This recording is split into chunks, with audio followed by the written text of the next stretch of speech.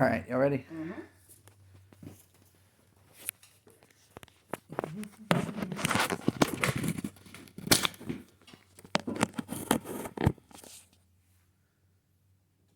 It's good. 424,000. 424,000 is the estimated number of children currently in the foster care system on any given day in the United States. That number is extremely high compared to other countries. Many European countries like Bulgaria and Croatia are even declining while the US continues to rise. But what can we do to help stop the rise? 10.7 million. This is the estimated number of LGBTQ adults in the United States according to Romeo 2017 and the Gallup poll of 2017. That is roughly 4.3% of all adults in the United States. Approximately half of those LGBTQ couples are married couples. If even half of those will adopt, there would be very few children, if any, in the foster care system. That means 1 out of 4 same-sex couples could be dwindled to the foster care system to virtually nothing if allowed. According to the U.S. Department of Education, a total of nearly 270,000 of the more than 400,000 children in foster care are school-age children. Data obtained shows that foster youth have a lower chance of educational success, including lower grades, lower graduation rates, and low academic achievement overall compared to those with more stable and permanent home environments. While the Department of Education has made many changes to the education of underprivileged youth and even made changes directly to those impact the children in foster care, it is still not enough. These children should not be in foster care. How do you get these children adopted? So many different same-sex couples have their own children and don't even consider adoption. So what can we do? We can normalize and advocate for same-sex couple adoption. Even though it is legal in all 50 states, it is often encountered that same-sex couples are discriminated against in the adoption process and often denied.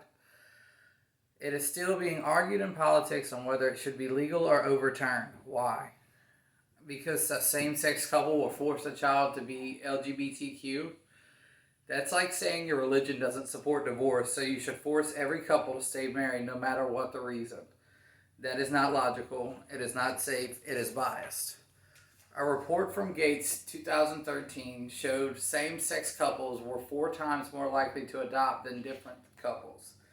Census.gov reports that there are 15.76 million children in single mother homes and 3.23 million children in single father homes. There is a total of nearly 11 million kids under the age of 18 in single parent households. A study detailed in Sweden shows medical records of nearly 1 million children across the globe. Comparing these children to health records of dual family households, these single parent children had twice the incidence of psychiatric episodes, illness, and suicide attempts. They also showed higher rates of alcohol abuse and low self-esteem, yet we are still creating roadblocks to same-sex couples to provide a dual parent household for children and adopt them out of the foster care system. You can probably make that assumption that these numbers are even lower for foster care children, and you would be correct. The instability of foster care environment leads to higher absentee rates, higher runaway rates, and lower test scores for those children. Additionally, children that are part of foster care and age out at the age of 18 are also more likely to have psychiatric issues related to drugs, alcohol, self-harm, and poverty. Why would we stand in the way of letting those children be part of a family? A true family. The nation already has a protocol in place that allows for a rigorous and detailed inspection and investigation of those families attempting to adopt. Home visits along with temporary foster placement to allow the family to make sure the child is a good fit. Why should same-sex couples be removed from having the opportunity if they can meet or exceed these qualifications?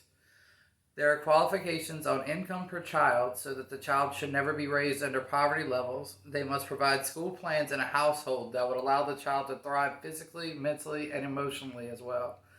There are trained professionals performing psychological exams, at-home observations and inspections, and following up with the child and the family to ensure the safety and well-being of the child is the main priority. There are steps to slowly make the transition into the family and guarantee the safety of everyone involved, no matter the sex of the parents in the household. Everyone can agree that even in the best of situations, a child will develop better and cope in a two-parent household. Why should we take the chance away from a child in foster care or up for adoption? We should want the best for them, right? Trying to force a child to flourish in an unstable environment is like asking a carpenter to build a house with no tools or a teacher to teach without students. It just isn't possible. It's about as effective as drilling holes in a boat before trying to fish from it. For adoptions that are not emerged and a child is placed with another family, the requirement is a two-parent household to be eligible. Same-sex couples meet that requirement.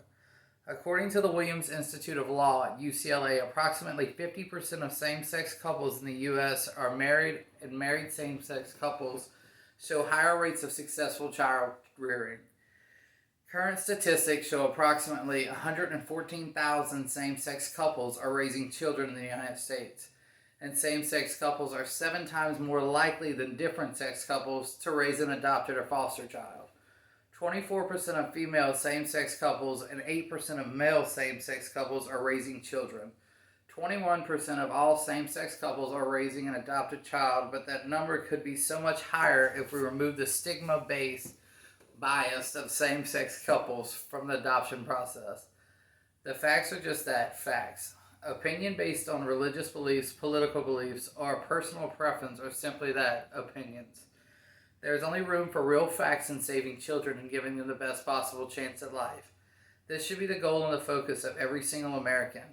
Nelson Mandela once said, the youth of today are the leaders of tomorrow. Why wouldn't we give them every opportunity for success? After all, these children are our nation. These are our future doctors, lawyers, and Congress. One of these children could be your president. An adult's intolerance, opinion, and hate should never stand in the way of what is best for a child to grow, learn, and succeed. We must stand up for those that cannot speak for themselves.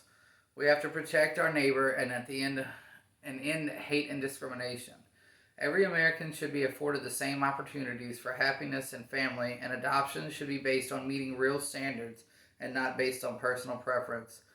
Stand with the LGBTQ as they stand for the children. Stand for what is right, stand for honesty and fairness, and stand for equality. Thank you.